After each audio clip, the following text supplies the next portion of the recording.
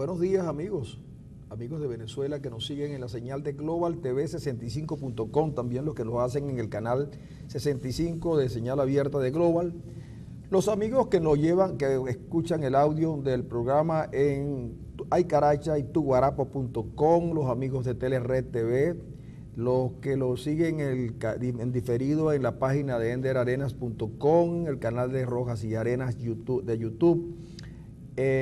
Y también las compañías de cables que llevan a sus hogares la señal de Global TV, toda la programación de Global TV, que por supuesto en los próximos días tendrá algunas cosas interesantes para ustedes, algunas actividades de opinión y también por supuesto algunas deportivas que van a ser la delicia de todos ustedes cuando sepan de qué se trata. Pero por ahora esperemos que los acontecimientos se desarrollen.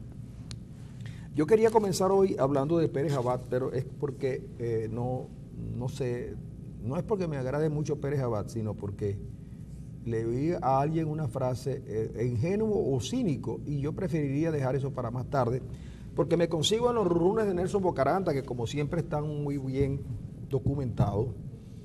Les recomiendo leer los runes de Bocaranda hoy, de verdad, tienen una información que hay que saberla extraer, pero ahí está una información muy interesante en los runes de Bocaranda hoy, que usted lo lee y extrae algo que es muy importante para el país, que está escrito en la primera parte. Pero cierra Bocaranda su columna de runrunes hoy con unas palabras del del depuesto presidente Carlos Andrés Pérez, y quería que Ender Arenas, después de oír esto, hiciera una breve reseña de lo que significó Pérez y lo que ha pasado posteriormente a la salida de Pérez del poder. Cuando Pérez salía del poder el 20 de mayo del 93, dijo una cosa como esta: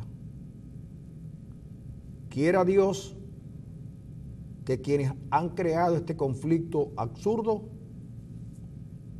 no tengan razón para arrepentirse. Premonitorio, ¿ah? Pérez, ¿ah? Sí, allí lo dejo, porque esta mañana me acordé de un amigo a quien yo quiero mucho, le profeso un gran afecto. Y yo recuerdo que en los días previos a cuando hubo el golpe de Estado y esas cosas, él es un hombre, un empresario izquierdista de siempre, digamos que de una izquierda de esa izquierda tenua, tal vez algo inocente. Y él se contentaba porque él había llevado 130 o 140 personas a votar por Chávez. Él fue de los primeros decepcionados.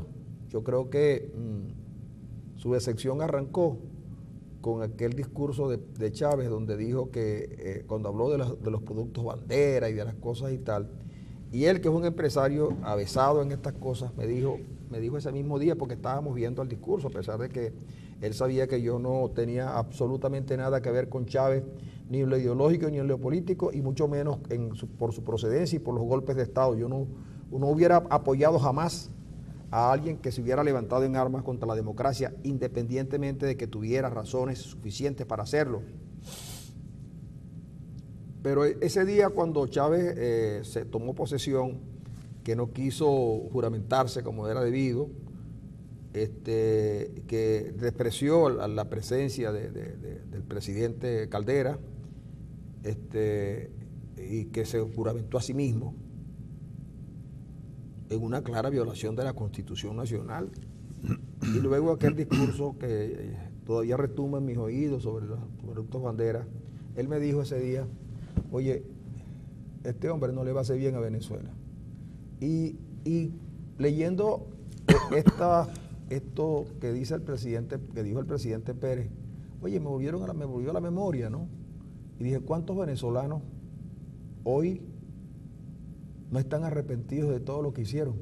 Yo quisiera, si se pudiera, de verdad, en un ejercicio metafísico, consultar a Uslar, porque en el fondo yo sentí por Uslar algo de, yo no sé si sentía, tenía una relación extraña con Uslar. Valoraba mucho cómo escribía, valoraba mucho cómo decía las cosas, pero sentía que él en sus cosas había un resentimiento que no podía partir de un gran hombre como era Uslar Pietri, y eso me hacía Sí, no es exactamente lo que quiero decir, como una suerte de amor y odio con un tipo, ¿no? Sí, lo que pasa es que yo creo que en Mújar había que ver las dos personas que él era en una, el gran escritor que era, sin lugar a dudas, una de las máximas expresiones literarias de Venezuela, y el actor político Uslar.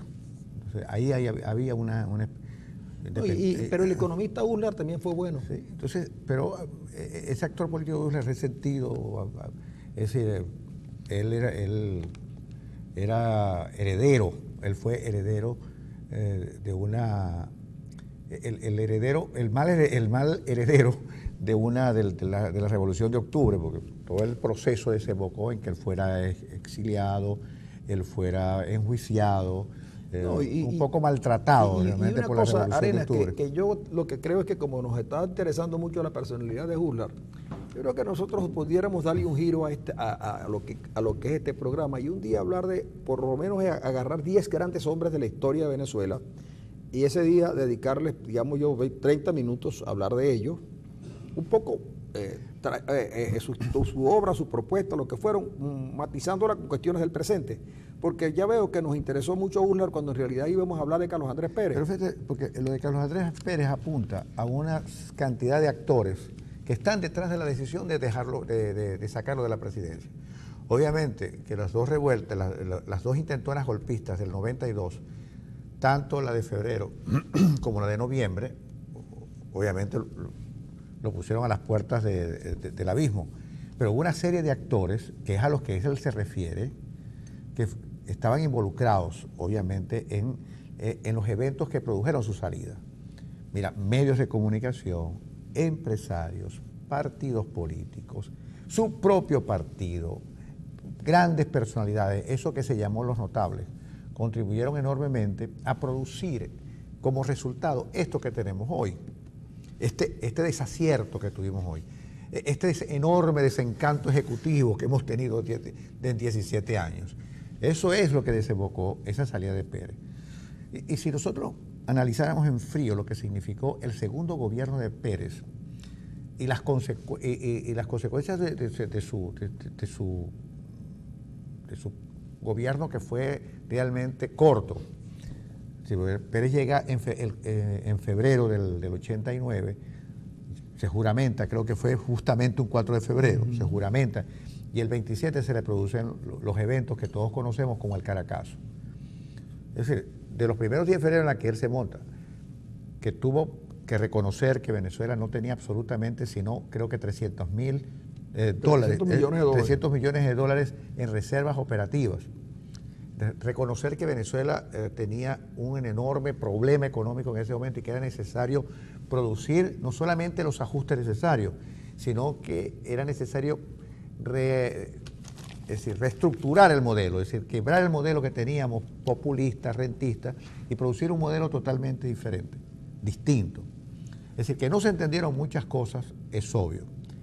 Que tenía cierto sesgo neoliberal, que era el paradigma de moda en ese momento. Pudiera ser, yo no soy economista, pero obviamente si una cosa caracteriza al tecnócrata venezolano es que jamás perdió, en ese momento había perdido su capacidad de negociación, y justamente una vez que se le producen los altercados del 89, conocidos como el Caracazo, el proyecto que Pérez inicialmente monta, que se conoció con el nombre del paquetazo o el paquetico de Rodríguez, fue obviamente reajustado hasta el punto de que se desnaturaliza por completo. ¿Con qué se encontró Pérez? Con un enorme Estado, propiciado por él mismo, obviamente, un Estado que tenía más de 500 empresas públicas, que tenía que ser reducido, no asumir ni expresión, pero ser reducido para hacerlo más eficiente, menos paquidérmico. Reintroducir al mercado como una especie de código de creación de orden junto con el Estado. Eso más o menos lo visualizó Pérez y el equipo de gobierno que Pérez tenía, que por cierto es el mejor equipo de economistas que yo creo que el país ha tenido en funciones de gobierno. Hablo de Ricardo Hausmann, hablo de Moisés Naín, es decir, Herbert Torres, Miguel Rodríguez. Eran economistas de primera línea, graduados quizás y tal vez en las mejores universidades del mundo. eran economistas de gran envergadura, teórica, práctica, tipo que habían diseñado un modelo de país, lo tenían en la cabeza. Probablemente Pérez cometió errores. ¿Cuál es el error? El error que comete Pérez es un error que suele cometerse, no tanto por él, sino por los tecnócratas que de verdad lo rodearon. Creer que, es decir, ignorar que la distancia más cerca entre el gobernante y el gobernado es la política. A Pérez se le olvidó explicar políticamente qué consistía el paquete. Y eso es del 80. No, y además, fíjate tú que yo creo que a Pérez lo atacan por la economía fuerte, ¿no? Pero hay un libro que escribió en su momento con varios otros autores, un extraordinario investigador venezolano, Antonio Frances, investigador del IESA, que escribió un libro que se llamó, que tiene por título Venezuela, el reto competitivo. En ese libro, no es en el prólogo, digamos en la introducción del libro, él señala los puntos neurálgicos que Pérez tocó y que afectaron a sectores económicos del país que hasta esa época se habían sentido dueños de todo. Acuérdate que en Venezuela las libertades democráticas, las libertades económicas estuvieron conculcadas por muchos años. Sí, claro. Y Pérez actuó sobre ello. El mismo Pérez, que se había negado a ampliar la cobertura de la televisión a color, se nos presenta otro Pérez, mucho más moderno, y con una idea de lo que podía y de lo que debería ser el mundo. Venezuela fue el único país en el mundo que en democracia había crecido, a pesar de los problemas. Y Pérez toca, por ejemplo, los intereses de la General Motors y de la Ford. Porque en Venezuela, antes de llegar Pérez, solamente se conseguían dos tipos de automóviles sedán, los Ford y la General Motors. La General Motors tenía su carro, era el Malibú, por ejemplo, era el único carro que tú conseguías, Malibú, y ese carro no cambiaba. Y hicieron su gran negocio. Cuando Pérez abre la importación de todos, de 100 marcas y de modelos y cosas de esas, increíbles, y que hubo posibilidades de que se establecieran otras marcas y que la competencia se empezara a dar, y empezamos a ver los carros japoneses.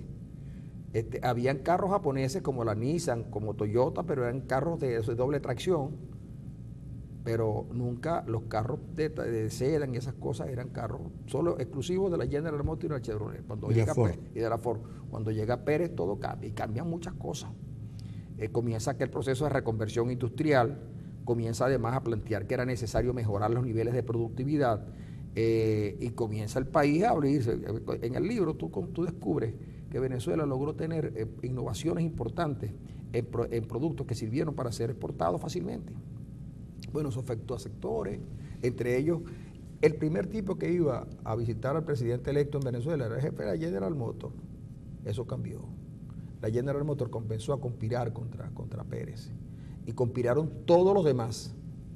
Y obviamente Pérez tuvo el otro inconveniente, que los que rodeaban a Pérez, los comilotones de Pérez, incluido uno que hoy no está en la calle, junto con otros que están en la calle pero que no saben el daño que hicieron, consideraron que lo mejor de todo era que había que sepultar de la faz de la tierra todo lo que significaba el sector de Acción Democrática que había apoyado a Lucinchi. Y entonces, por supuesto, esas venganzas, esas revanchas que ya Caldera haya puesto en práctica en su momento y que volvió a poner en práctica después, llevaron a Pérez a perder apoyos importantísimos. Y obviamente que Pérez no midió los tiempos, y en política los tiempos también son importantes.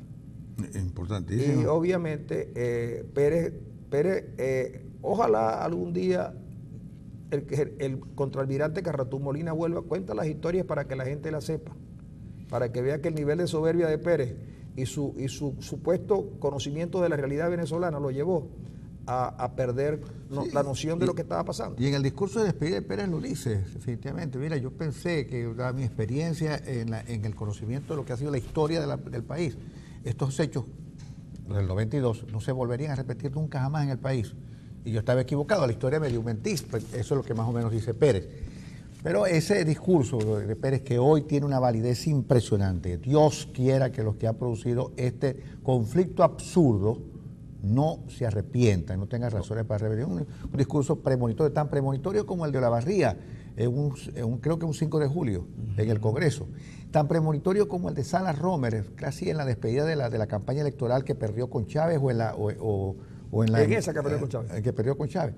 Premonitorio, 3 discursos que son premonitorios, es decir, y que visualizaban lo que hoy realmente está ocurriendo. Bueno, yo creo que Pérez tenía razón. Yo creo que contra él una serie de fuerzas sombrías, ocultas, empujaron. Bueno, y muchos tontos útiles, porque aquí mucha gente ha intentado pasarle factura a lo que llamaban los notables, que no pasaron de ser tontos útiles. Sí, porque a la larga y al claro, final, mira, ahora Uslar Pietri, yo creo que Uslar Pietri muere. Uno de los arrepentidos yo creo que fue Uslar Pietri, sabiendo que precisamente, y el propio Olavarría. Pero del doctor Caldera nunca vimos un gesto. Bueno, me pasa que ya Caldera estaba en las últimas. No, Caldera estaba en las últimas, pero del doctor Caldera el país necesitaba un gesto. Necesitaba que el doctor Caldera, no un mea culpa, porque aquí no es verdad que quien puso en libertad a Chávez fue Caldera. Aquí pusieron en libertad a Chávez un montón de gente. Buena parte de la población que ahora se hacen los locos. Y como no estamos pasando la requisitoria a nadie, sino que estamos rememorando, vamos a seguir rememorando. Mira, y ahora que tú nombras el pueblo, porque la gente dice, y yo le he dicho a partir de una frase de Chávez, que la voz del pueblo es la voz de Dios. Y bueno, mira, a veces el pueblo se equivoca. Siempre se equivoca. Se equivoca, muchas veces se equivoca, a veces lo acierta, por sus propias energías, pero muchas veces se equivocó en Alemania, se equivocó en Italia, se equivocó en Japón. Es decir, a veces el pueblo se equivoca. Y yo creo que el pueblo venezolano se equivocó cuando aplaudió rabiosamente el golpe de Estado. Cuando lo aplaudió rabiosamente, ahí se equivocó el pueblo venezolano. Bueno, el pueblo venezolano siempre habíamos pensado que nosotros éramos un pueblo sumamente igualitario. Domingo Alberto Rangel, por cierto, tiene un libro fabuloso que ya casi nadie lee, creo que son Los Andinos en el Poder, donde habla precisamente del espíritu igualitario del venezolano, pero eso es que el venezolano tenía mucho resentimiento y mucha rabia, sí, y que Chávez se conectó con ese sentimiento oculto del venezolano. Pero fíjate, por ejemplo, que ese mismo venezolano que gozó e hizo burlas del título de abogado que logró tener la señora Blanca Ibáñez.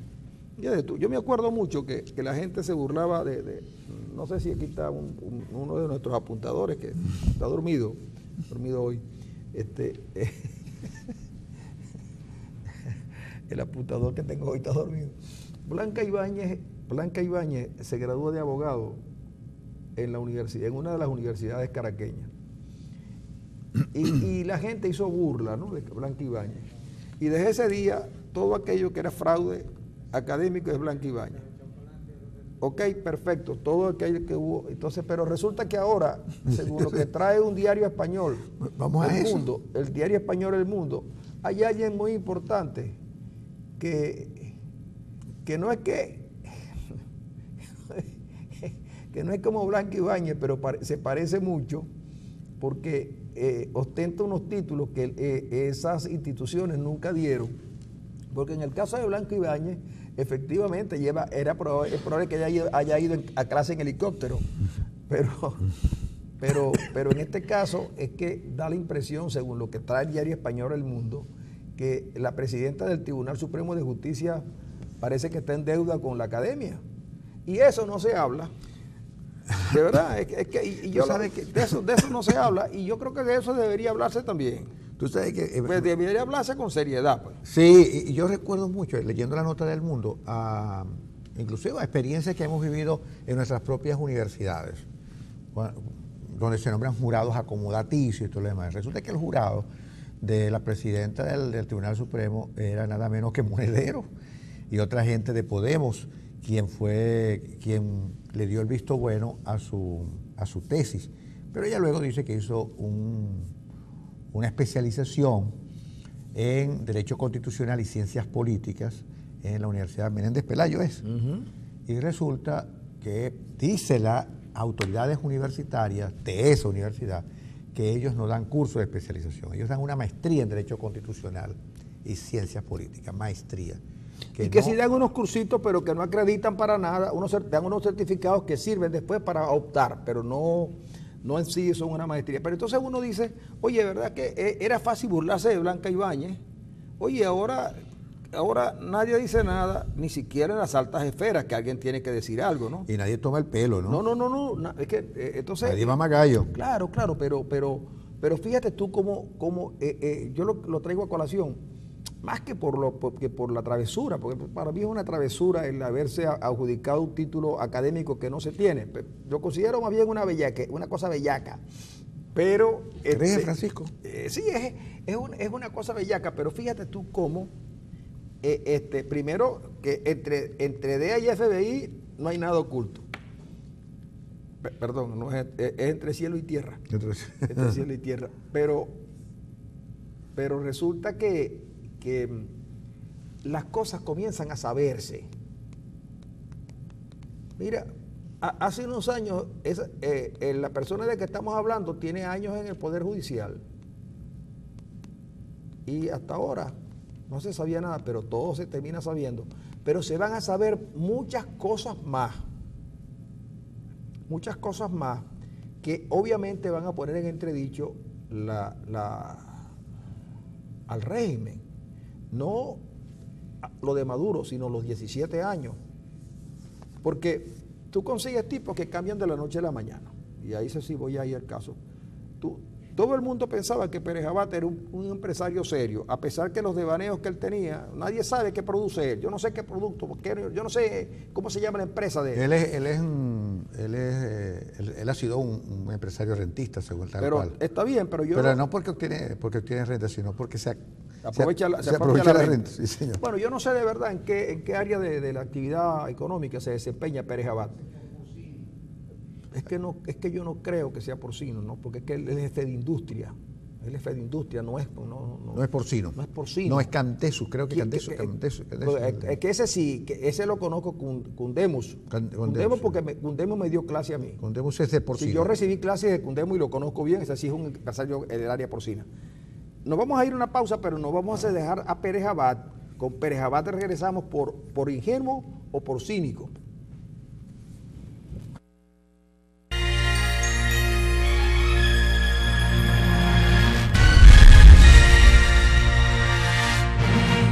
Oye, qué bueno, hoy tenemos a nuestros principales cantantes zulianos sinfónicos. Primero oímos a Genis Carrullo y ahora teníamos a esa gloria de la gaita llamada Ricardo Cepeda, que Ricardo ha incursionado no solamente en este género de la danza y la contradanza, sino que también le he oído en estos días, le oí unos boleros a Ricardo.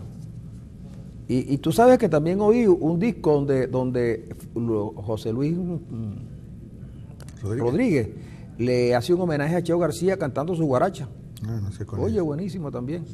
Por cierto que también hay unas guarachas de Billo cantadas por los gaiteros nuestros, por Danilo Badel, que le oí también algunas cosas. Eso búsquelo por acá, en YouTube será, porque esos discos los graba esta gente y después vienen, los piratean y no se consiguen. Bueno, amigo, me están escribiendo que recordemos de nuevo las frases que dijo Pérez en su despedida. Ajá.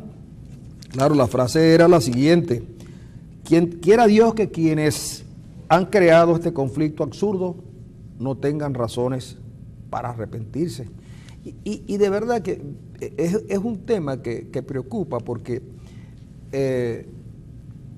hoy hay una discusión en el país, una discusión seria, no tanto por revocatorio o por no revocatorio o por las elecciones de gobernador que se van o no a realizar o que no se van a realizar, sino porque el venezolano de verdad está viviendo mal, está viviendo muy mal. En los sitios donde la gente adquiere sus alimentos es todo un sufrimiento. Un empaque de chocolate de no sé de cuántos gramos, de 130 gramos que costaba como 150 bolívares, pasó a costar 1.500 o 1.600 bolívares. El azúcar, 1.800. Y los tipos, cuando saben que tú necesitas el azúcar, lo ponen más arriba. Un plátano, ayer lo vi, 150. Y uno se pregunta qué irá a pasar con nosotros. Por ejemplo, José Guerra dice que la inflación está en 400, no sé cómo la midió Guerra, Yo no sé si Guerra le toma los números a Merente, pero yo creo que la inflación está mucho más arriba. Y digo, en este país medir la inflación es complicado porque una buena parte de la canasta esa que se utiliza para calcular el índice inflacionario está distorsionado completamente por lo que venden los bachaqueros. El gobierno acaba de decir que la crema dental va a costar 170 y tantos bolívares. ¿Y la harina precocida 190? Y entonces, y la harina precocida 190 y el pollo no sé qué cosa. Ayer mismo, cuando yo fui a un sitio a buscar, que la gente va buscando sus cuestiones, me dice, Francisco, acabo de comprar una bolsa de no sé cuántos kilos de pollo y me costó 16.000 bolívares, pero no hay pechuga, ni lo que hay es muslo, y no sé qué cosas más. Y recorte. Y entonces, lo que llaman recorte. Entonces me dice, mira, el asunto también es que los muslos y las pechugas son tan chiquiticas, tan raquíticas, que, bueno, no se puede hacer nada. Y entonces, ¿por qué pasa esto? Porque no tienen los animales no se están alimentando bien. ¿Y por qué no se alimentan bien? Porque el gobierno tiene el monopolio de la importación de productos balanceados. ¿Y por qué la tiene el gobierno? Porque así controlan más a la gente y se sienten seguros. Entonces resulta que los huevos también tienen inconvenientes y lo que tienen que hacer, según me dijo ayer un productor a mí, me dijo, mira, si nos dejan a nosotros importar nuestros productos, nosotros traemos los alimentos y producimos para el país todo lo que el país necesita. Pero mientras el gobierno quiera poner el control al ingreso de los insumos y además poner el precio final, no vamos a saber nada. Entonces esto es todo un desorden, toda una distorsión. Es que, mira, la canasta alimentaria cuesta más de 180.000 bolívares. Un almuerzo, según algunos analistas, dicen que un almuerzo en promedio cuesta un almuerzo 1.600 bolívares. Y la cesta ticket son 420 bolívares. Es decir, que hay un déficit bastante considerable entre la cesta ticket, el cesta ticket, eso se llama como, el cesta ticket es la marca del... Sí, la cesta ticket es una marca, es un bono de alimentación. Un bono de alimentación. Hay una diferencia muy grande entre el bono de alimentación y lo que cuesta un almuerzo diario promedio. Imagínate, en Venezuela hay 30 millones de habitantes. Si lo sacamos a la cuenta de 30 millones de habitantes a 5 por familia, tenemos una idea de cuántas familias son. Si sacamos la cuenta de cuántos viven, sabemos cuántos hogares. Y el gobierno quiere sustituir todo el proceso de distribución que se hizo, que se construyó por años, lo quiere sustituir por unos tipos que van ahí de casa en casa llevando bolsas de comida. Y así nosotros, el CLAPI, entonces vemos gente seria, porque yo debo reconocer que hay gente seria que aplaude estas cosas sin saber qué está diciendo. Bueno, hay un diputado del PSUV que dice que así derrotó el Vietcong a los imperialistas norteamericanos a través de la bolsa de comida. Sí, pero era tiempo de guerra. Entonces resulta que no están aquí los americanos y lo que pasa es que cuando las bolsas, primero han hecho negocio con las bolsas y luego alguien hace negocio con las bolsas porque se las vende, ¿no? El primer negocio es el de la bolsa, que vende las bolsas. Y el segundo negocio es que la cantidad de arroz que va no es 1 kilo, son 800 gramos. En 10 o en 5 la situación, entonces son miles de sacos. Y de paso, a veces llegan incompletos. Y tú no tienes derecho a reclamar porque eso te lo están vendiendo a precio de gallina flaca. Entonces resulta que total es un gran negocio para los que están repartiendo. Y ya se sabe de zonas donde dijeron que iba a llegar en las bolsas de comida y no llega. ¿Usted cree que un país moderno como este, un país como este es menester que se le trate de esa forma? No es verdad, es mejor reunirse, plantear otras cosas y buscar salidas. Claro, el asunto está como lo planteaba Bocaranda en su columna de hoy. Un grupo, él se reúne con unos militares que consiguió en un sitio, según cuenta la historia de Bocaranda, y los tipos le dicen, mira, nosotros no podemos aceptar revocatorio ahora, porque si aceptamos el revocatorio ahora, el regreso nuestro va a ser muy difícil. Los militares ¿El regreso de ellos va a dónde? Al poder. Hablando de los militares como lo que son, como el partido político que funciona con... el partido político militar tiene un presidente civil. Es que las cosas contradictorias. Entonces resulta que ellos prefieren que sea el año que viene para que una figura, cualquier figura, quede. Y las peleas en el chavismo hoy no son precisamente por diferencias políticas marcadas, sino para saber qué grupo que queda después de Maduro. Porque la defensa de lo que queda del poder es eso, no la defensa de Maduro. Cuando defienden a Maduro, no están defendiendo a No, Maduro, obviamente que están defendiendo al poder, porque a Maduro no le importa a nadie. Es más, están dispuestos a sacrificarlo siempre y cuando ellos tengan algunas garantías, y las garantías son que no haya revocatorio este año, que no haya elecciones a que no gobernadores. haya elecciones a gobernadores, porque una elección a gobernadores, a pesar de que no cambia mayormente las cosas, evidentemente le da al que gane un poder absoluto en términos de simbología para la gente. Entonces, la idea es que se haga un revocatorio, pero que quede alguien, y entonces en ese alguien es el que tiene las disputas ahora. Y obviamente los que están fuera obstaculizan, los que están fuera que no van a ir que no tienen chance. Diosdado Cabello, por ejemplo, no tiene chance de ser el vicepresidente futuro, no lo van a dejar. Primero porque lo que dicen es que él tiene un fuerte rechazo en la población. No han medido el rechazo que tiene la población, el rechazo que tiene Diosdado Cabello en la población. Increíble lo que tiene, mucho más que a Maduro.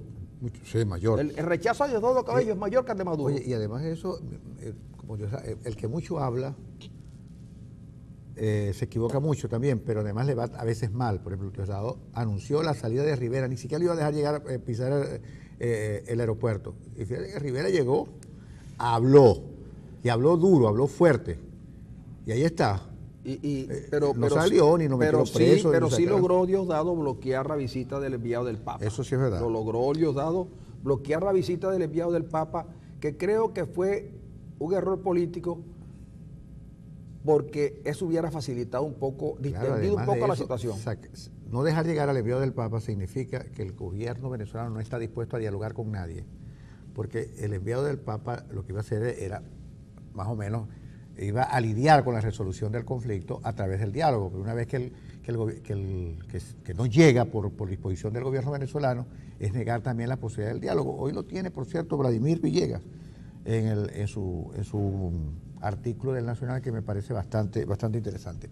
Pero ayer Maduro acordó con Trinidad un acuerdo para la explotación conjunta del gas con Trinidad. Pero eso es un acuerdo, además que es un acuerdo histórico, y que por primera vez se hace en el continente. Pero resulta que se ha firmado 5 veces. Desde el 2003 para acá, 5 veces se ha firmado el mismo acuerdo para la explotación conjunta del gas. 5 veces. Oye, no se acordarán de que ya fue firmado. No se acordarán que ya se dijeron las mismas palabras. Es un acuerdo histórico jamás realizado en América Latina, donde 2 países fronterizos aceptan explotar un recurso natural conjuntamente. Pero tú sabes las mismas palabras en el 2003 hasta ahora. Tú sabes perfectamente bien que la visita de Maduro a Jamaica y a Trinidad no tiene absolutamente nada que ver. Algo tenía que hacer. Algo tenía. Entonces, puede haber escogido otra cosa. Bueno, está bien, pero resulta que el problema, Arenas, es que nosotros a nivel de Cancillería, todo lo que son las relaciones internacionales de Venezuela no la maneja la Cancillería de Venezuela, lo manejan los cubanos. Todo lo que tiene que ver con las relaciones diplomáticas venezolanas en el exterior la maneja el servicio diplomático cubano.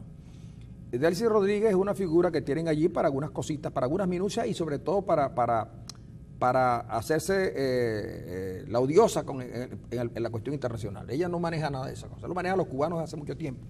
Eso le entregó Chávez a los cubanos el servicio diplomático.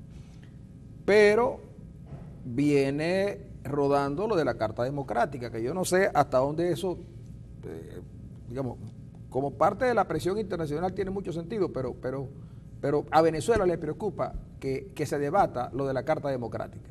Recuerda que hace tiempo atrás, en una discusión que había, Colombia o alguien planteó una situación muy delicada que había, y Venezuela logró bloquear el debate con sus aliados. Da la impresión que por lo que estamos viendo, Venezuela que se abra el debate ya es malo para Venezuela. Que se abra el debate es malo para Venezuela. Y Venezuela no tiene un peso pesado en las relaciones internacionales. Tiene a Saltrón, que acaba de decir pero el Saltrón es un peso mediano. Ese no tiene un peso pesado que pueda hacer valer su condición. Chatterton sí, pero Chatterton está muy descalificado, sobre todo porque Chatterton fue capaz de decir aquella cosa de que la cabeza un tiro en la cabeza de un escuálido sonaba como una cabeza hueca. ¿Tú recuerdas eso? Chatterton ese día quedó marcado porque no tiene un lenguaje que sirva para la cuestión diplomática. Oiga, los diplomáticos tienen que tener cara de póker y tienen que tener también habilidades retóricas para poder tratar asuntos e incluso decir cosas sin decirlas, ¿no? Pero bien, Venezuela, si le abren el debate sobre la Carta Democrática, imagínate tú, por ejemplo, que ya Venezuela de plano descarta el apoyo de México, Canadá y Estados Unidos. Y ahora Brasil y Argentina. Ahora Brasil y Argentina no están de su lado. El canciller, el canciller uruguayo está en la Secretaría General de la OEA. El canciller uruguayo ya también se pronunció al respecto. Ayer Paraguay habla sobre la necesidad de que se le ponga la vista a Venezuela por la violación de los derechos humanos y por ciertas actitudes antidemocráticas. El propio presidente de Jamaica, cuando recibe a Maduro, le dice, mira, nosotros somos imparciales, pero queremos esto y esto y esto, que es justamente todo lo contrario de lo que Maduro viene haciendo.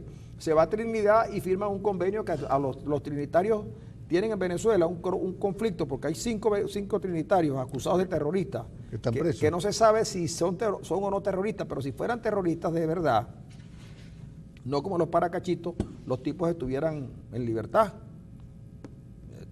Y entonces, bueno, Trinidad está a la vuelta de la esquina, tiene muchas relaciones con Venezuela, pero pudiera ser que Venezuela haya perdido por el apoyo, porque Venezuela ya no tiene cómo comprar los apoyos.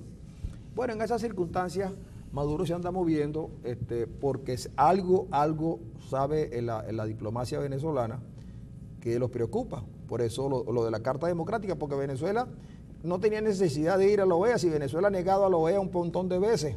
Pero resulta que la mampara esa llamada UNASUR tampoco le sirve para nada hoy. La UNASUR no sirve para nada, el CELAC tampoco, y mucho menos la cosa esa que llaman la ALBA. La ALBA. Sí, la ALBA. La ALBA esa. La ALBA esa. Sí. Entonces, yo de verdad creo que como decían los tipos, que cuenta Bocaranda, Venezuela no va a tener un final sin un desenlace. Posible. Bueno, mientras tanto, Venezuela hace ejercicios militares para impedir no tanto la invasión externa como cualquier confrontación interna. Costó $20 millones la movilización militar este fin de semana. $20 millones para esperar al gringo invasor, y resulta que nosotros le estamos vendiendo el petróleo con descuento. $20 millones se dice fácil, ¿no? Pero en un país que está tan enredado como pero yo te voy a decir una cosa. Mira, porque yo no es que hoy quisiera, no quiero molestar mucho, pero tú te acuerdas cuando se le declaró la guerra a Colombia, la última vez que se le declaró la guerra a Colombia. Sí, claro. ¿Tú recuerdas cuando se le declaró la guerra a Colombia? Que se declaró la guerra a Colombia en un programa de televisión. Es la primera vez en la vida, en la historia, que se declara la guerra a un país, porque cuando tú envías 10 batallones a la frontera, es porque va a haber guerra. O por lo menos, mírase la cara. Resulta que los soldados venezolanos no llegaron a la frontera porque los tanques estaban sin batería, porque los carros no tenían caucho, porque los muchachos que iban a combatir no tenían apresto militar, no tenían nada. Y lo digo porque resulta que los ganaderos de las zonas cercanas a la frontera con Colombia, en el Zulia, manifestaron que llegaban los militares a pedirle, por favor, dinero por unas baterías, por unas cosas y tal, porque iban a hacer la guerra. Y la gente lo que hacía era, sí se los daba, porque tú sabes, cuando llegan los tipos, los patriotas, ¿no? A ellos se los dan y también se los dan a la guerrilla colombiana, cuando llegan los ganaderos. Entonces, no teníamos con qué. Entonces, ahora vamos a gastar 20 millones de bolívares para la futura invasión. De dólares. De dólares, perdón, 20 millones de dólares para una futura invasión. De verdad, yo quisiera que, no es por faltarle respeto a los militares, que yo no realmente no los respeto, sino que les tengo miedo. Que de verdad yo les tengo miedo a los militares. No respeto. Que nos dijeran, oye, eso lo estamos haciendo nosotros porque nos mandan a hacerlo. Pero de verdad esto es una marrulería. Bueno, son 20 millones de dólares. Pero bueno, eso es lo malo, que son 20 millones de dólares. Con 20 millones de dólares, según Elías Mata, se pueden comprar 4.000 toneladas de carne. Chacho. Y se la comen. E invertir en mejoras para ambulatorios y en medicina. Pero está bien, la medicina. Ahora, fíjate, nosotros pudimos ver algunas escenas de la simulación esta, ¿no? Y hay mucho gordo en ese ejército, o en las milicias, no sé qué eran, pero de verdad que... Pero tú sabes que el arte de la guerra es el arte del engaño. O sea, que no está gordo. No. El arte de la guerra es el arte del engaño. Entonces, por eso es que... Gordo no, gordo. No, Arena, lo que pasa es que el principal elemento en la estrategia es engañar al contrario. Entonces Venezuela saca un poco de viejitos y de gordos en la milicia para engañar al ejército norteamericano, y entonces para que crean que, y después es que sacamos nosotros nuestro Robocop. Claro, cuando eso es para engañarlo. Entonces tú sacas ese poco de gordo y los viejitos y la muchacha que tiene el fusil al revés. Pero eso es parte del engaño, parte de la estrategia para engañar a los Estados Unidos.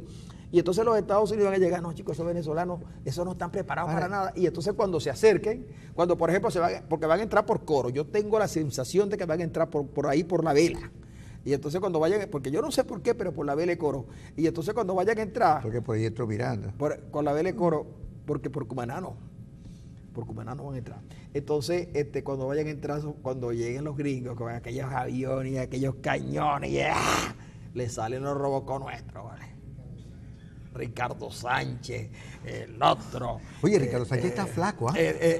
¿Cómo se llama? Ricardo Sánchez, este muchacho que fue gobernador de Falcón, el Cojo de Lima, ¿cómo se llama el otro?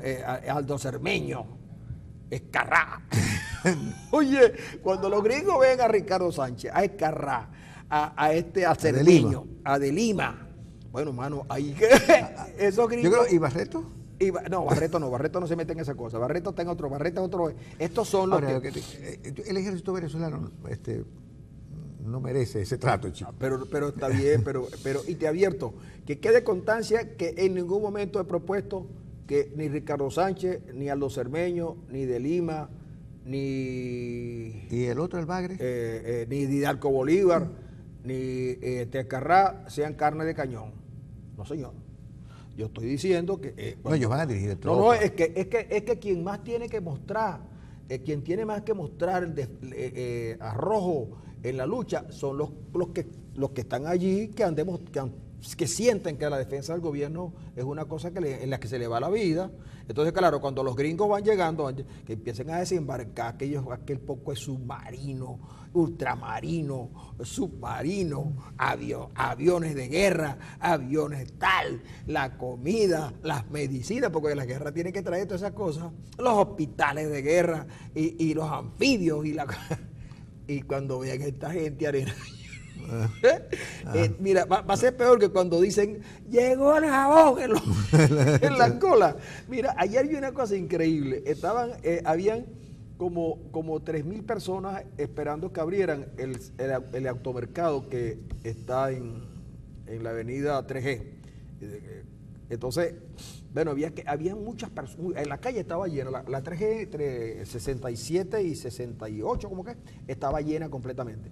Entonces, a alguien se le ocurrió decir, ¡abrieron! Salió la gente volando. Chico, mira, la gente abandonó los muchachitos, ¿vale? Es que la verdad que la gente sale corriendo a buscar lo que no encuentra. Primero los vecinos del sector están angustiados porque los negocios prácticamente están quebrados, porque ahí no se para nadie, porque los carros que se paran allí, la gente está buscando comprar y los amigos de los ajenos llegan y les quitan las micas, les quitan los emblemas, les quitan todo. Hasta a un carro en estos días le quitaron los cauchos. Los cauchos, como lo metieron así, los cauchos delanteros se los quitaron y se los llevaron y nadie se dio cuenta. Bueno, el caso es que demasiado dinero para una ficción. Pero no lo van a hacer toda la semana, ¿no? Ojalá que no, porque si no, imagínate, 20 millones semanales de dólares, ¿cuántos kilos de carne no pudiéramos haber comprado? Pero estos ejercicios no van a hacer toda la semana. No, todas las semanas no. Bueno, de todas maneras, como dice un amigo aquí, hoy comienza el largo fin de semana del sector público venezolano. Es decir, que termina otra semana productiva más, hoy martes. Y a partir de las 1 de la tarde, inclusive en Maracaibo, en algunas oficinas se incorporan al trabajo tarde, porque la luz se les va de 7 a 10. Los que se les va de 7 a 10 se incorporan al trabajo a las 10. Los que se les va de 10 a las 12 se incorporan al trabajo a la 1.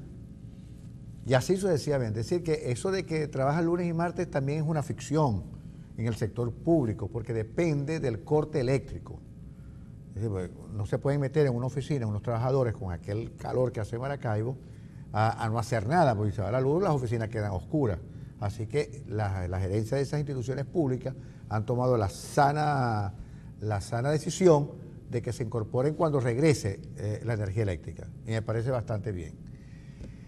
Pero tú dijiste que no abandonáramos a Pérez Abad, que nos ha dado una gran noticia a los venezolanos. Y los venezolanos deberíamos estar muy contentos, alegres, porque la inflación no va a llegar a 900. No. Según Pérez Abad, no va, obviamente, va a crecer, pero no va a llegar a afortunadamente no va a llegar a 900, puede llegar a 750, 800. No, Eva dijo que va a estar cerca de 900. Bueno, cerca de 900, es una gran noticia. Imagínense ustedes, es decir, que lo que cueste hoy 100 bolívares, cueste mañana 890, es una gran noticia para los venezolanos. Porque, bueno, ahorrarse 10 bolívares es bastante en estas circunstancias. Bien para Pérez Abad, que ha dicho que ya se acabaron las empresas de maletín, porque divisas no hay. Oye, chico, ¿tú sabes qué triste? Me escribe Gabriel Marín desde Bogotá y me dicen, siguiéndolos con mucha tristeza desde Bogotá. Y me dice, bueno, ahora le sigo desde Colombia con mucha tristeza, abandoné mi país. Oye. De verdad que a uno le duele en esas cosas. Y además nos dicen, Gabriel, ¿dónde les puedo enviar un video de cómo se mueve la trocha Maracaibo-Maicao? Yo te envío ahora un correo para que me envíes el video, Gabriel. De verdad que a mí me da dolor cada vez que un venezolano se marcha, porque ese no regresa, ¿vale? Es difícil. Es muy difícil que regrese. Difícil. Y es difícil también conseguir a una familia venezolana a la que no tenga sus hijos en el exterior. Y antes costaba mucho que la gente se fuera, y si se iba regresaba. A mí me dijo una vez un señor vinculado al gobierno, me dijo, mira, nosotros estamos haciendo el esfuerzo para que por lo menos 6 millones de venezolanos se vayan del país. Incluso tenemos conversaciones con gobiernos extranjeros para que ellos los reciban. Como refugiados. Como refugiados. Y yo les dije, cónchale, pero ¿no te parece que eso no es lo normal? ¿Por qué tiene que ser eso? Bueno, porque esos son los opositores y hay que sacarlos del país. ¿Para hacer qué? Porque está bien, sacar a la gente del país, han sacado mucho, cerca de 1 millón de personas seguramente se han ido, pero las condiciones de nosotros los que nos quedamos no han mejorado. Al contrario, han desmejorado. Mire, a veces nosotros queríamos hacer, tanto en la radio como en la televisión, un programa mucho más ameno, mucho más agradable, menos aburrido, con cifras y datos de la situación que vive el país. Pero es que no se puede, porque la gente no nos deja, porque el sufrimiento es muy grande, el venezolano está sufriendo de verdad. Una amiga en estos días estuvo haciendo una cola en uno de esos automercados grandes y pasó 4 horas en la cola y salió de allí es una persona no mayor, pero ya bastante adulta, y salió de allí se le hincharon los pies de tanto estar levantada casi un día entero. Y entonces le pasó lo siguiente, llegó a su casa, hizo el tratamiento que se tenía que hacer, pero luego, como la cuestión de la hinchazón no se dio, se fue al CDI. En el CDI le dijeron, mire, lo mejor que usted puede hacer es ir a un hospital, porque aquí no hay nada con que curarla. Así, no había nada, ni siquiera, chico, el médico cubano que siempre estaba presente, porque el hombre andaba también buscando cómo comprar la comida. Imagínate tú. Mira, los comentarios que estamos haciendo sobre el asunto de la jornada de fin de semana de los militares, no es porque digamos que los militares venezolanos sean menos, no estamos hablando de eso, lo que estamos hablando es de un escenario improbable que lo inventó el gobierno sobre una invasión extranjera en Venezuela. Es un escenario improbable, dadas las circunstancias del mundo hoy. Estamos ironizando un poco porque eso tiene el mismo calibre de la guerra económica. Eso es un invento. Aquí no va a haber invasión extranjera. Aquí la única invasión que tenemos es la de un error tras error. Es la de la economía de la penuria. Es de la economía de la calamidad. Esa es la única invasión que tenemos. Pero aquí no va a venir ningún ejército extranjero a tomar ¿qué? si ni siquiera petróleo estamos produciendo de la manera que decimos producir? Mira, antes de irnos al corte, que ya lo tenemos ya preparado, les informo que aquí me dice alguien desde Barcelona que Pérez Abad tiene allá en Barcelona una gran tienda de electrodomésticos. Ese es el jefe de Fede Industria.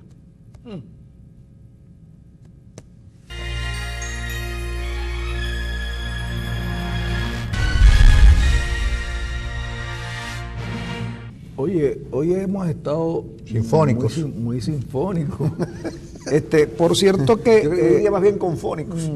Ayer pusieron en libertad a Coromoto Rodríguez, el jefe de escoltas de Henry Ramos, a quien estaban acusando de una serie de cuestiones que en definitiva pararon en nada.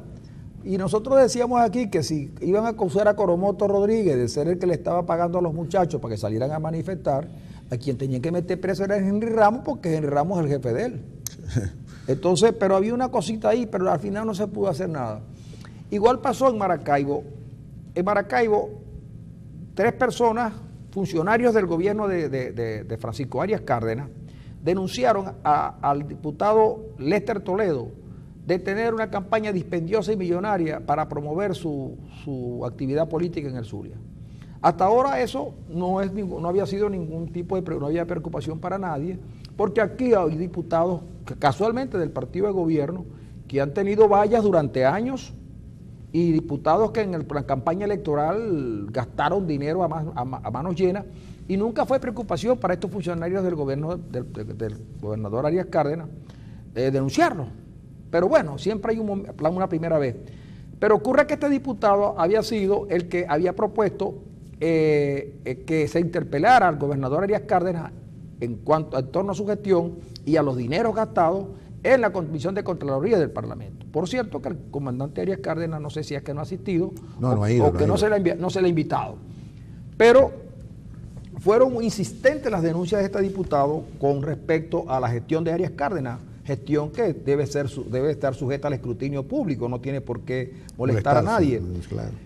Bueno, al punto que no hubo una respuesta llamando mentiroso al diputado, porque efectivamente la Lara Zulia, que es una de las propuestas propagandísticas del gobernador, no ha sido determinada y no se sabe en realidad cuánto se ha gastado en la Lara Zulia.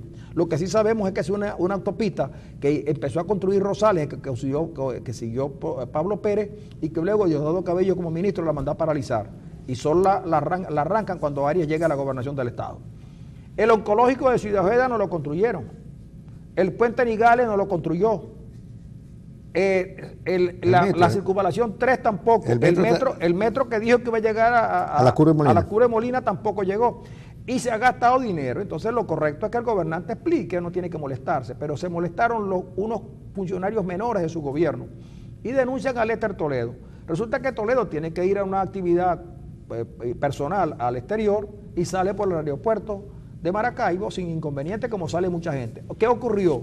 Que entonces, que no es la fiscalía, porque en la fiscalía no reposa ninguna denuncia contra, en el momento en que él sale no reposa ninguna denuncia contra Toledo, y sin embargo, el PSV ordena detener a Emilio Díaz Peña y a 5 funcionarios más del SAIME del aeropuerto. Pero fue el PSV. Si no es la fiscalía, ¿es el PSV? Es el PSV, porque estos señores, además de ser funcionarios del gobierno de Arias, son directivos del PSV en el Zulia. Son directivos. Juan García, Canquis y Enrique Parra son directivos, son funcionarios. García no sé si es funcionario del gobierno de Arias, pero Canquis y Parra sí son funcionarios del gobierno de Arias. Entonces yo entiendo que el partido decide la detención de los señores, al punto que los ponen en libertad, al igual que Coromoto Rodríguez, los ponen en libertad. Porque no tienen nada. Porque no hay absolutamente nada. Ahora, es verdad que a Lester Toledo lo amenazó el ministro González López, es verdad que lo amenazó Darío Viva, es verdad que lo amenazó Carreño, y es verdad que Diosdado Cabello en su programa lo ha amenazado. Ahora, el hecho de tener una campaña donde se gaste dinero dispendiosa, busquen quiénes son los financistas de Voluntad Popular, quiénes son los financistas del tipo, y si violentó a una normativa electoral que se le castiga. Pero lo que no puede ser lo que no puede ser es que porque el hombre denuncie la gestión de un gobernador, el gobernador se preste para una maniobra de esta naturaleza para meter preso a 5 o 6 ciudadanos. Eso no es la democracia. Eso no es la democracia. La democracia es otra cosa. Fíjate, aunque no es un argumento ético válido decir que hay otros políticos regionales que gastan y han gastado mucho más que lo que pudo haber gastado Lester Toledo, pero es cierto, es decir, y sobre eso nunca se dijo nada. A mí me hubiese gustado, a estas alturas del partido, que Parra, Canquis y García hubiesen puesto su grito al cielo por la campaña dispendiosa que hicieron algunos candidatos a diputados en las elecciones pasadas. Un gasto enorme, mira, con 12 escoltas, 4 camionetas blindadas. Cuando se le preguntaron quién le daba esa cantidad de escoltas a uno de los candidatos, dijo que se lo había puesto el presidente Maduro. Y nadie dijo absolutamente nada, todo el mundo se quedó callado y dejó correr la cuestión. Sí, le preguntaron al candidato, le preguntaron, ¿quién le pone a usted los escoltas que tiene? Nicolás. Dijo Nicolás, ¿sí? Nicolás, lo que significa que hay relación de mucho afecto. ¿Cómo te explicas que Nicolás le ponga escoltas, le ponga a alguien que no es funcionario? A alguien que no es funcionario. Entonces, bueno, pero nadie dijo nada. Pero eso no alarmó a nadie, ¿verdad? Bueno, aunque eso no es argumento, mira, lo que es bueno para el pavo es bueno para la pava. Así como se investiga este diputado, oye, habrá una averiguación con la cantidad de dinero que en este país se ha ido por el caño y no se ha investigado absolutamente nada. Entonces, mira, yo creo que hay causas mucho más justas en este caso.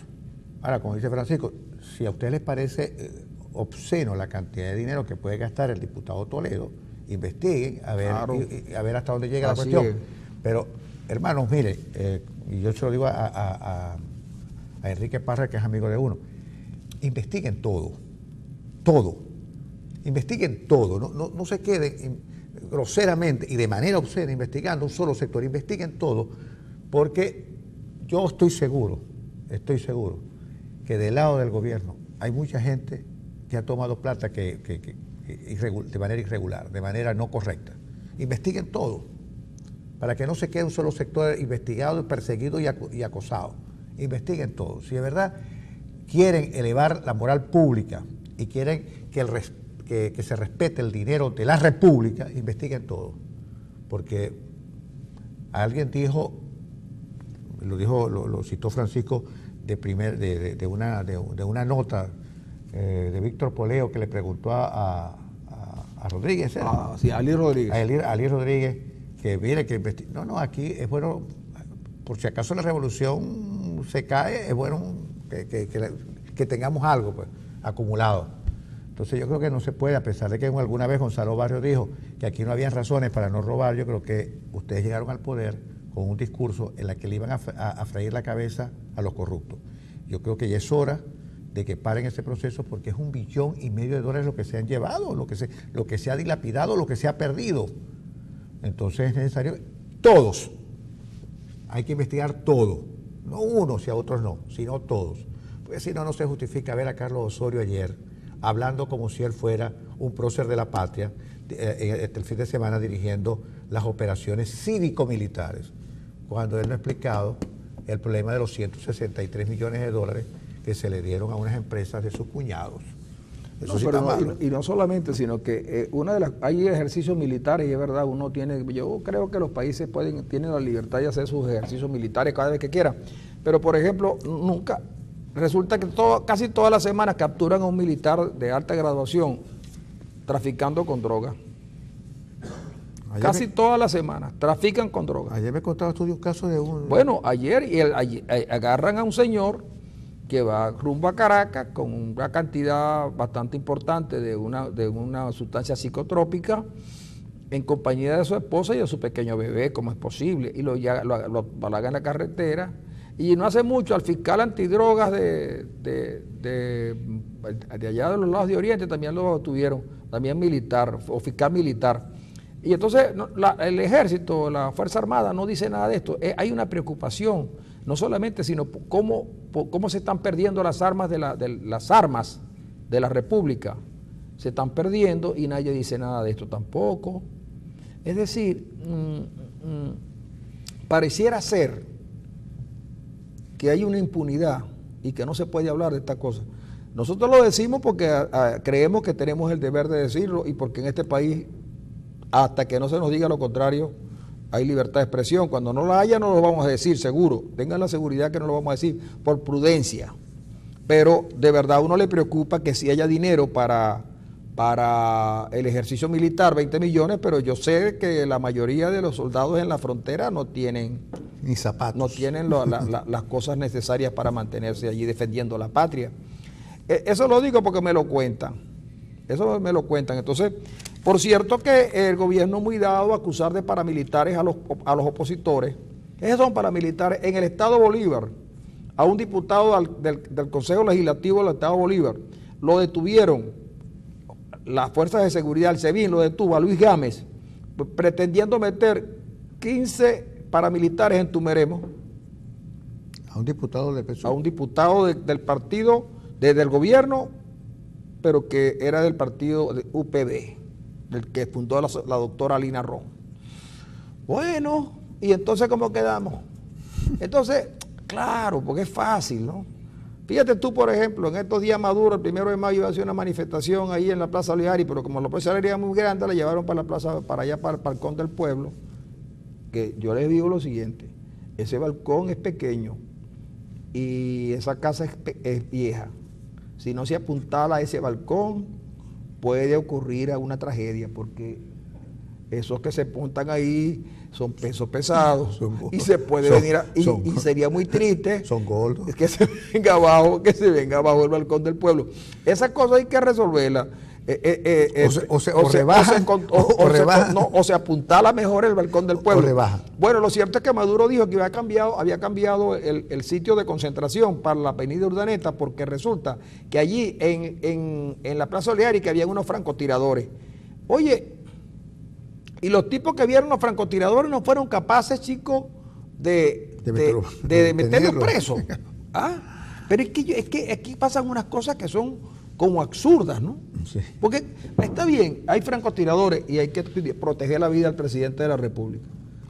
Pero mira, dice, yo no sé si esto lo dice en tono irónico Ramos Jalú, dice Ramos Jalú: TCJ prepara sentencia que prohíbe manifestar contra Maduro. Yo no sé si esto lo dicen, sí, como el TCJ saca cada sentencia que da de verdad estupor. Han sido 14 decisiones que han sido declaradas inconstitucionales por parte del TCJ. No sé si esto si a esto que se refiere el Ramos Jalú lo dicen sarcásticamente o lo está diciendo en serio, porque sería el colmo de la antidemocracia. No se puede protestar contra el presidente ni contra el gobierno en su conjunto. No se puede, pero está prohibido protestar. Está prohibido decir al gobierno que tiene que rendir cuentas de los dineros perdidos, que está prohibido rendir cuentas de la obra inconclusa. Está prohibido. Yo creo que lo único que te puede estar prohibido en este país es olvidar. No se permite olvidar. Hay que tener una memoria dura para evitar volver a cometer los errores que se han cometido. Y que si esta gente pretende seguir siendo gobierno, tiene que empezar a enmendar la plana, porque va a llevar el país a un verdadero desastre. Todavía hay gente que dice, por ejemplo, hay gente que dice que si nosotros estamos aspirando a la Secretaría de Gobierno, no señor, Secretaría de Gobierno, no. Uno aspira a un puesto mucho más elevado, gobernador, presidente de la República, secretario de Gobierno. ¿Quién está aspirando a ser? ¿Qué secretario de Gobierno? Yo estoy aspirando a la gobernación, chico. ¿Cómo chico, yo no aspiro, yo aspiro de allá. Tú sabes que yo fui una vez a un sitio yo hice mi curso, yo tuve mi certificado de corrupto. ¿Te lo dieron? No me lo dieron, lo probé con honor. ¿En qué universidad? No, en una universidad en la Menéndez Pelayo, allá en España. Yo tenía muchos amigos allá en esa universidad y me dieron mi certificado de corrupto. Entonces, pero mira, la intervención del rector cuando me estaba entregando el título dice, generalmente a los venezolanos no se les entrega... Pero era ADECO ese rector, bueno, habla como ADECO. Bueno, está bien, pero es que tú sabes que los ADECO están en todas partes. Generalmente a los venezolanos, cuando vienen acá a esta prestigiosa universidad internacional, no se les permite cruzar el programa de corruptos emprendedores.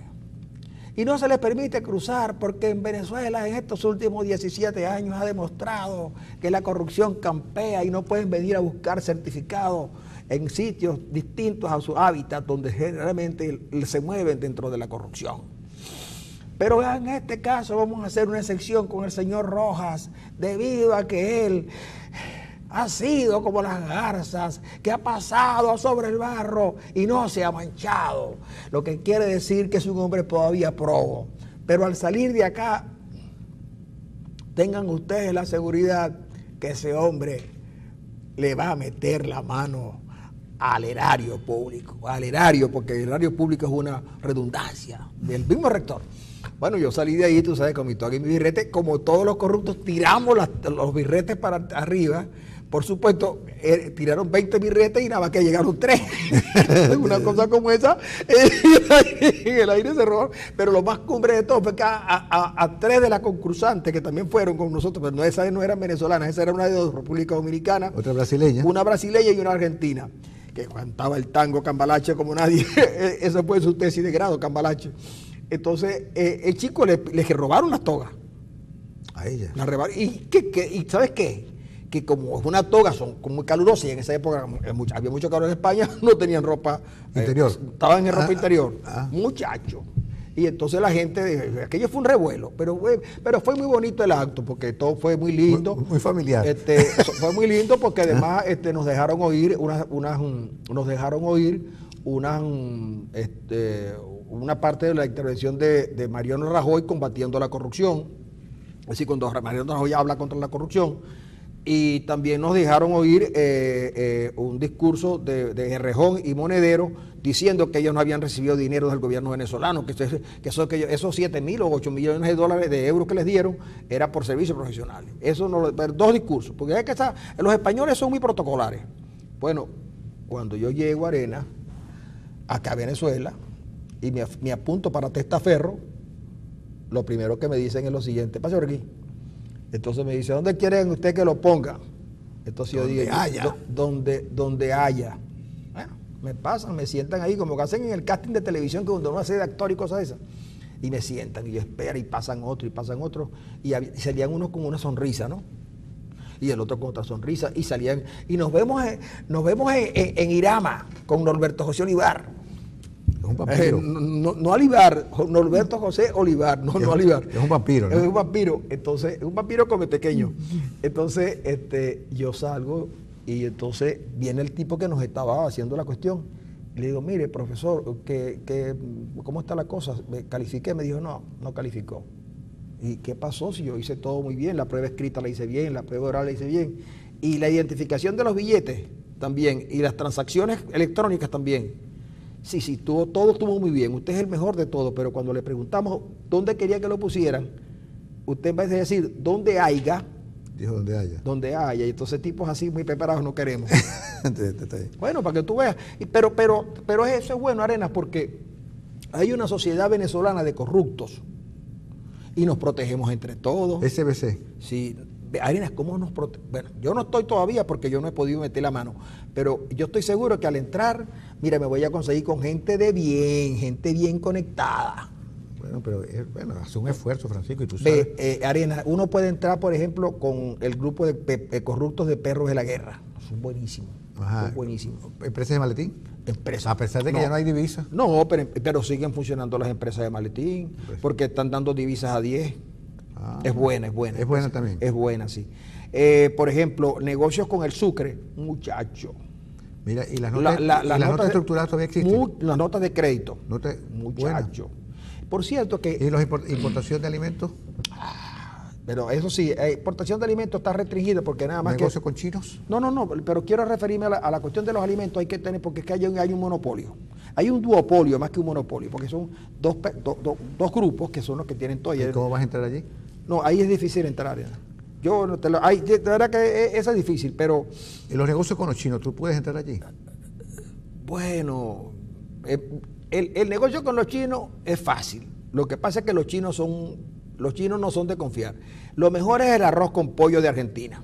¿Sí? Sí, ese es bueno. ¿Y la frontera con Colombia? Muchacho. ¿Ah? ¿Puedes estar allí? Muchacho, esa es buena. También el problema de la frontera, mientras uno más se acerca a la frontera, uno va cambiando de uniforme. O sea, uno se va uniformando, digo. A ver. Mira, y bueno, son negocios prósperos. No, pero el bueno es el tráfico de gasolina, Arena. Sí, bueno. Sí. Ahí te vas a meter también.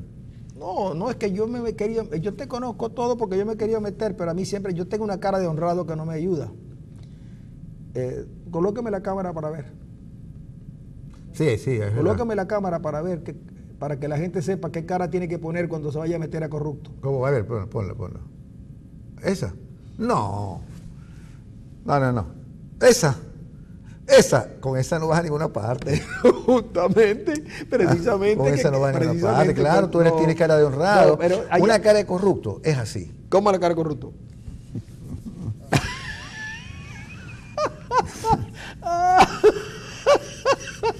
Oye, esa es la cara, obviamente que esa es la cara, fue la cara del tipo que dio los $100,000 de propina.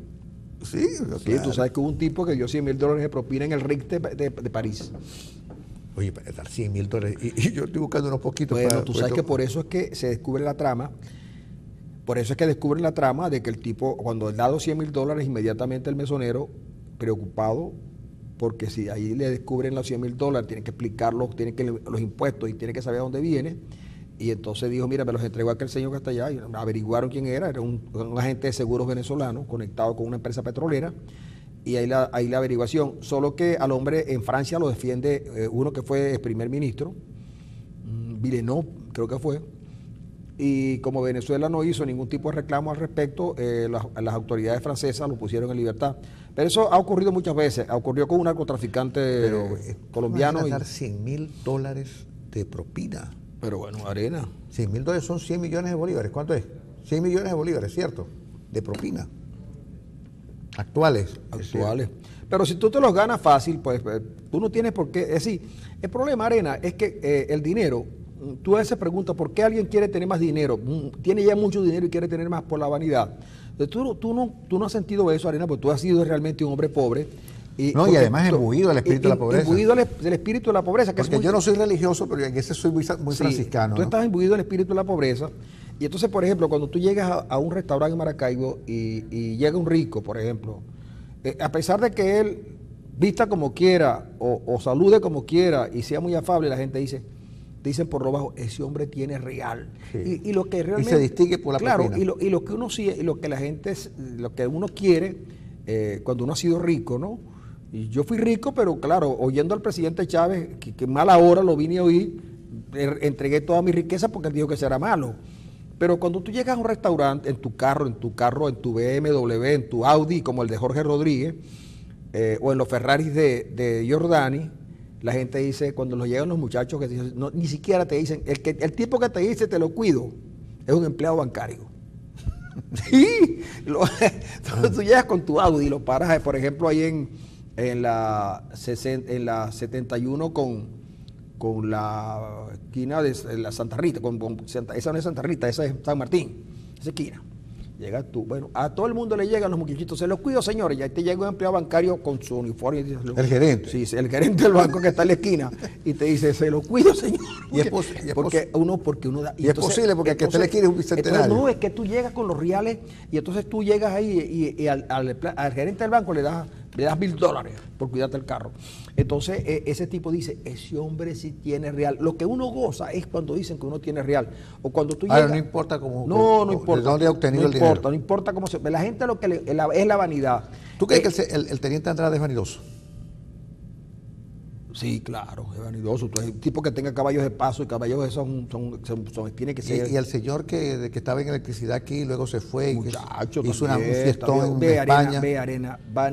La vanidad es lo que. ¿Por qué un tipo que tiene que tener un reloj que le marca la hora? Que es lo que quieres tú un reloj para ver la hora? Le marca la hora. ¿Por qué el tipo tiene que tener un reloj de 300,000, 500 quilates y no sé qué cuántos y entonces de paso otros metales más? ¿Para qué quiere un reloj de eso? Y se lo pone en la muñeca, que pesa tanto, porque yo no los uso porque pesan mucho. Exhibirlo. Para exhibirlo. Entonces la gente dice, ¿Viste el reloj que se gasta? Por eso es que tú no te fijas que en el Twitter cuando aparecen los boliburgueses y los funcionarios de gobierno con aquellos, ¿por qué crees tú que se levantan así? Los tipos siempre, chicos, yo ando con estas chaquetas siempre a la mano, entonces ellos no, ellos tienen entonces le dicen, entonces sale uno de esos imbéciles, ¿viste el reloj de Cilia? $480,000. ¿Viste el reloj del otro? Y entonces uno goza con eso. Ahora, esa gente aficionada. Yo gocé, Arena, yo fui. Esa gente aficionada a los relojes. No, Arena, no, porque eso se ve mucho. Yo gocé mucho, porque yo fui rico. Yo fui un hombre rico, pero mi desgracia comenzó en 1999. ¿Por qué? Porque alguien me convirtió en adicto a los programas del presidente Chávez. Y entonces cuando él dijo, ser rico es malo, ¿qué hice yo? Yo no se lo di a nadie. ¿Sabes qué hice yo, Arena? Los quemé. Quemé toda mi fortuna y la tiré en el lago de Maracaibo. Yo no soy amigo tuyo. Pero yo no soy amigo ¿tú tuyo. no crees que yo tengo razones suficientes? Pero tú no te viste haber mirado a un lado y decir... Pero tú no crees que yo tengo razones suficientes como para no querer al presidente Chávez. Porque después yo me di cuenta que los amigos de él, los familiares de él y todos los de él se hicieron ricos. Yo te lo dije. ¿Ah? Yo te lo dije. No quemes todo, no quemes todas las naves porque te vas a quedar... Lo quemé y ahora tengo deuda. Bueno, hasta para comprar el pan tengo que pedir prestado. Yo te lo dije. Amigos, así terminamos hoy, porque hay que terminar de alguna manera. Se van dos limpios que antes eran ricos.